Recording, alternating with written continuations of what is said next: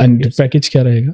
10 to 12 तक जा सकते 10 to 12 तक, एंड उसके बाद अपना प्रोग्रेस वो लेता ही रहेगा। हाँ, अच्छी बात है। मैकेनिकल ऐसा फील्ड है कि रेगुलर मतलब आपको ग्रोथ मिलेगा और कई मतलब ऐसा नहीं है कि ये डिपेंड कर रहा है कोई ग्लोबल क्राइसिस से, उन चीजों से डिपेंड नहीं करता, उन पे नहीं, क्योंकि इंडिया में मैकेनिकल वर्क इतना है कि वो एवरग्रीन है। नमस्कार दोस्तों, मैं Akash Shekhawati group of institution Sikar में आप सभी लोगों का हार्दिक स्वागत करता हूं। जैसे कि आप सभी लोगों को पता है कि एसजीआई ग्रुप में प्लेसमेंट सेशन 2025 एंड 26 की पूल ड्राइव चल रही है। हमारे साथ जुड़ चुके हैं हितेश शर्मा जी, जो स्पार्क लाइन से एचआर हेड हैं और स्पेशली मैकेनिकल ब्रांच के स्टूडेंट्स के लिए बहुत अच्छा काम करती है कंपनी फैब्रिकेशन का। तो सबसे पहले तो जानेंगे सर से कि फैब्रिकेशन क्या होता है और स्टूडेंट्स को किस तरीके से उनके करियर में बढ़ावा मिल रहा है। तो नमस्कार सर। नमस्कार, स्वागत है सर आपका। Thank you. तो सबसे पहले तो सर मैं यही जानना चाहूंगा कि स्टूडेंट्स ये जानना चाहते हैं कि what is fabrication.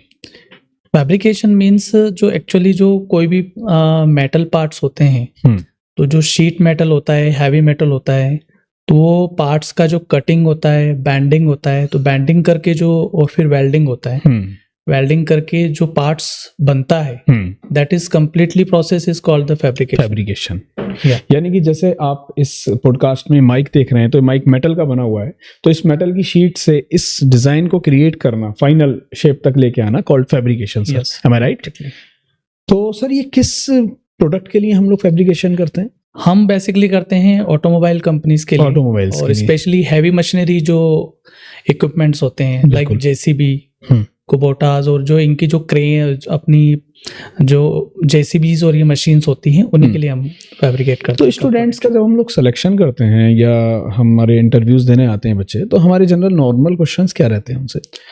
Normal question that is including, अगर देखिए बिहेवियरल एस्पेक्ट पे रहते हैं और टेक्निकल एस्पेक्ट, बिल्कुल दोनों। तो सबसे पहले हम बिहेवियरल की बात करेंगे। बिहेवियर पे तो उसका इंटरेस्ट पहली बात तो उस फील्ड में होना चाहिए, बिल्कुल, क्योंकि और सेकंड थिंग्स होनी चाहिए, उसका जो पर्सनैलिटी डेवलपमेंट है वो होना चाहिए, that is in the behavioural skill. और टेक्निकल स्किल्स में उसको जो बेसिक जो टेक्निकल नॉलेज है, जो उसने एजुकेशन किया है, दैट इज इम्पोर्टेंट स्पेशली। और अगर हम फैब्रिकेशन को लेकर बात करें तो हम ज़्यादातर चेक करते हैं कि उसको नॉर्मल मेजरमेंट्स आते हैं या नहीं आते हैं, ड्राइंग्स रीडिंग आता है या नहीं आता है, और वेल्डिंग टाइप ऑफ वेल्डिंग्स क्या है उसकी, टाइप ऑफ वेल्डिंग कौन कौन सी होती है, और बेसिक जो उसके अलावा जो एक एडवांस में रह जाता है, तो जैसे अगर ऑटोकैड का उसको बेसिक नॉलेज है क्या, कुछ जैसे मैकेनिकल में मुझे लगता है कैंटिलीवर, एसएफडी, बीएमडी, तो इनका भी यूज कुछ होता है क्या? नो, इतना नहीं, इतना हम डीप में नहीं जाते। कुछ रहते हैं, बैरोमीटर वगैरह अलग अलग कुछ रहते हैं,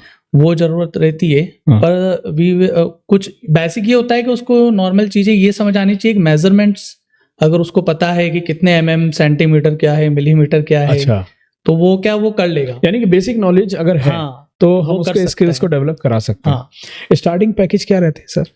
स्टार्टिंग पैकेज इसमें रहता है सर 2.50 से रहता है, और बढ़ते बढ़ते बहुत आगे तक जैसे अगर आफ्टर 5 years कोई स्टूडेंट जाना चाहे, क्योंकि स्टूडेंट्स के मन में एक नॉर्मल क्वेश्चन रहता है कि 5 साल बाद मैं कहाँ पर अपने आप को देखता हूँ, तो 5 साल बाद इस ड्राइंग के फील्ड में या इस फैब्रिकेशन के फील्ड में वो कहाँ पर अपने फैब्रिकेशन के फील्ड में अगर उसका अच्छा नॉलेज रहा और आगे तक वो बढ़ सकता है, तो वो जो मैनेजर लेवल तक पहुंच सकता है। एंड पैकेज क्या रहेगा? 10 to 12 तक जा सकते हैं। 10 to 12 तक, एंड उसके बाद अपना प्रोग्रेस वो लेता ही रहेगा। हाँ, अच्छी बात है। मैकेनिकल ऐसा फील्ड है कि रेगुलर मतलब आपको ग्रोथ मिलेगा और कई मतलब ऐसा नहीं है कि ये डिपेंड कर रहा है कोई ग्लोबल क्राइसिस से, उन चीजों से डिपेंड नहीं करता, उन पे नहीं, क्योंकि इंडिया में मैकेनिकल वर्क इतना है कि वो एवरग्रीन है। जनरली मैकेनिकल स्टूडेंट्स को ऐसा डर लगता है कि पता नहीं फील्ड में अभी पोटेंशियल बचा है नहीं बचा है, या सारा फील्ड आईटी की तरफ चला जा रहा है, जबकि ऐसा नहीं है। डिमांड हर फील्ड की बढ़ती चली जा रही है लगातार।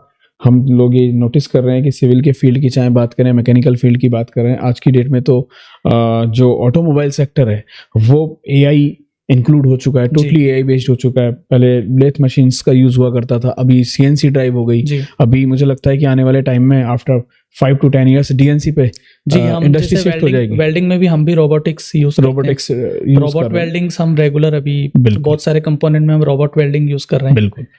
तो मुझे ऐसा लगता है कि अगर किसी के अंदर स्किल्स हैं, सीखने की इच्छाएं हैं और अच्छा करना चाहता है तो वो किसी फील्ड में एंट्री लेके बहुत अच्छा कर सकता है।